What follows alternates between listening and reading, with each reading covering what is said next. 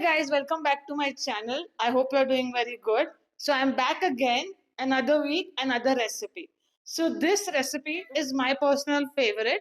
I love having a pita bread and I love pairing it up with hummus and different other recipes.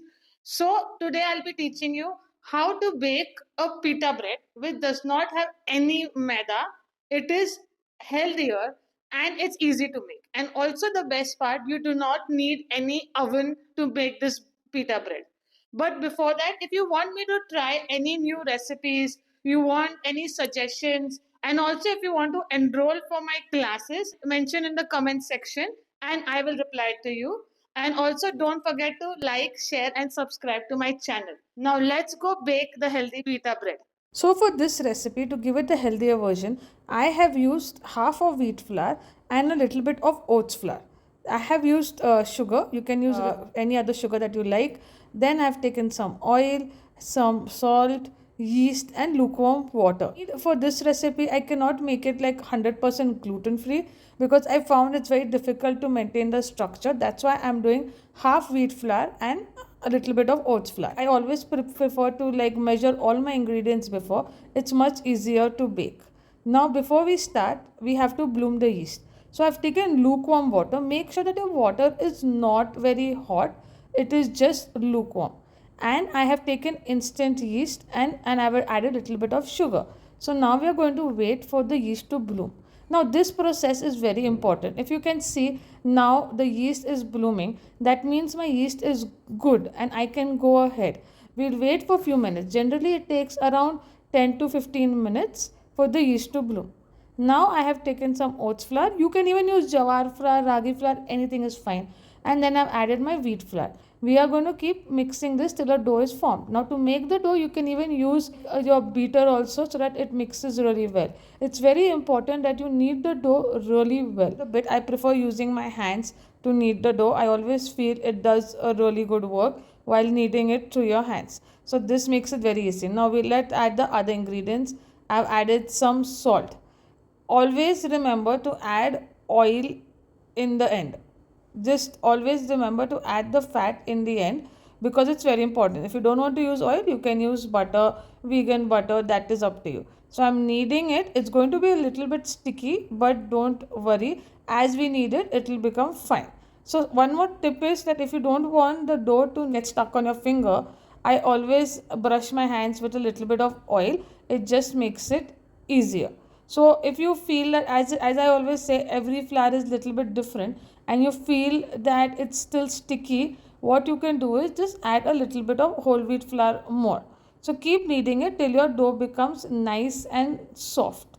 So I've done that. It took some time, but it became really nice and soft. Also, one thing I feel that if you knead your dough with a blender or on a mixer or something, it just helps to activate the gluten more and the time is less. With your hands, it takes a little more time, but I feel the process of using your hands to knead the dough is very therapeutic and it's very nice. So it's really good. So now you can see that my dough is ready and it's nice and soft. So what I'm going to do is I'm going to proof it for 30 minutes. So to proof it for 30 minutes, I'm just going to cling wrap it. You can add a wet cloth on top also if you like. And here is a tip. Sometimes it takes a lot of time depending on the environment for your dough to like become double in size. What I do is I just preheat my oven for 10 minutes and then switch it off and put the dough inside. So that way it gets a little extra heat and it just rises very fast. But this is mostly in rainy season and winter seasons. Summer seasons it's fine, but if you don't have patience that time and you just wanted to rise double very soon, you can try this method. So now my yeast is become double in size and 20 to 30 minutes it's fine. It's nice and soft. So I'm going to punch it, and this part I really love because it's really soft. And we're just going to get the dough together, and after that I'm just going to knead it a bit. I've added a little bit of whole wheat flour and just knead it a bit after proofing. So this will again take 2 minutes or something. The more you knead and the more you proof, I feel that it makes your breads or anything much softer. So if you give a little bit more proofing time, it will make it really soft.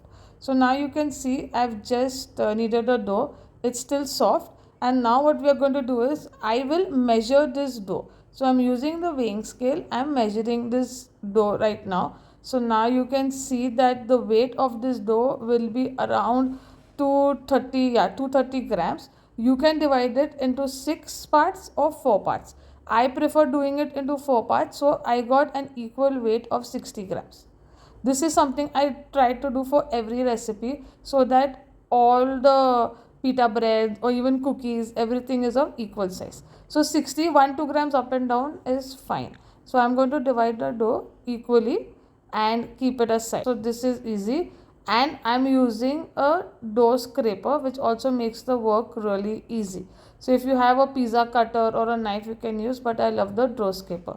Now the important part is, once you've measured it 60 grams, roll each dough into a nice ball. This is very important.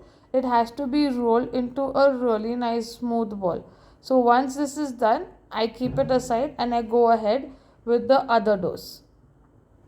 And now you can see I like rolling it on the floor. It's much easier to get a smoother ball.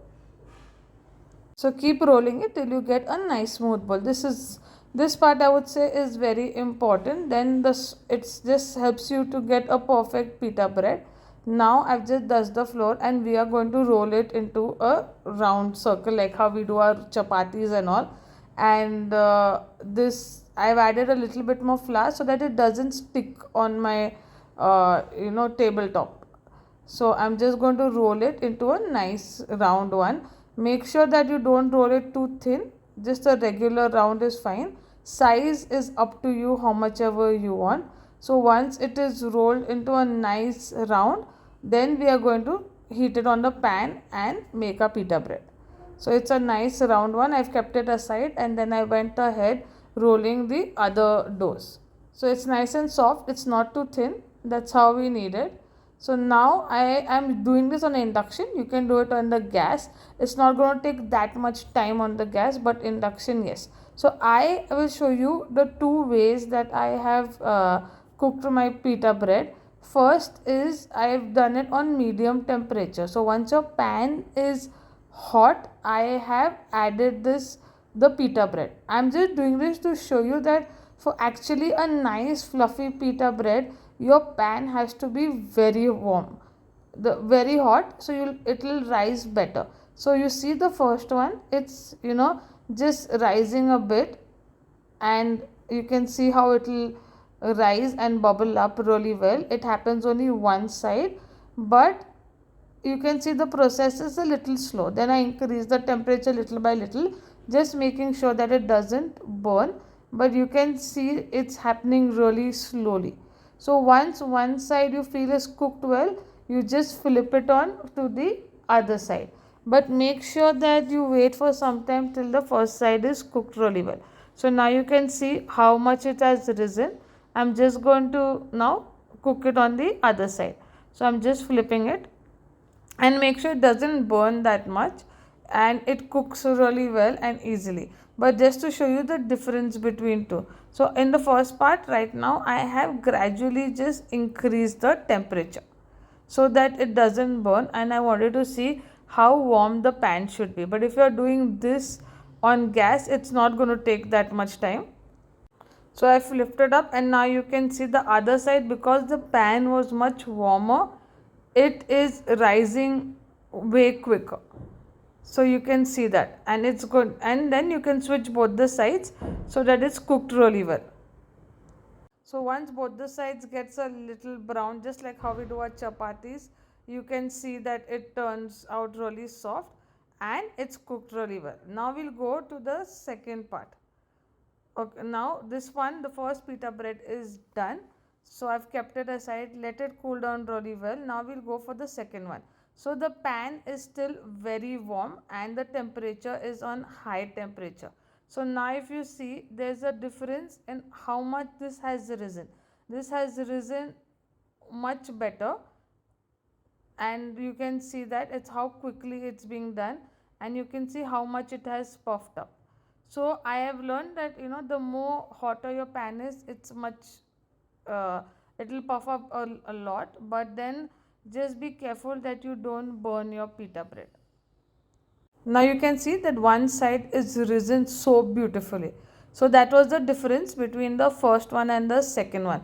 The warmer your pan is, the better it will rise. Now I've just turned it around. Make sure it doesn't burn, because one pita when I was trying, I actually burnt it, and this one just got saved. So that is one thing I would just recommend, to be a little bit careful. Make sure that both the sides are cooked well, and the results were so nice that they turned out really very soft. And once it's done, keep it aside and let it cool down. Also, I post a lot of healthy recipes on my Instagram page, and I teach a lot of healthy baking, cookies and all the details are mentioned in the description. So you can see how super soft these have turned, and can you believe it, it has oats flour into it. So hope you like this recipe and do try it soon.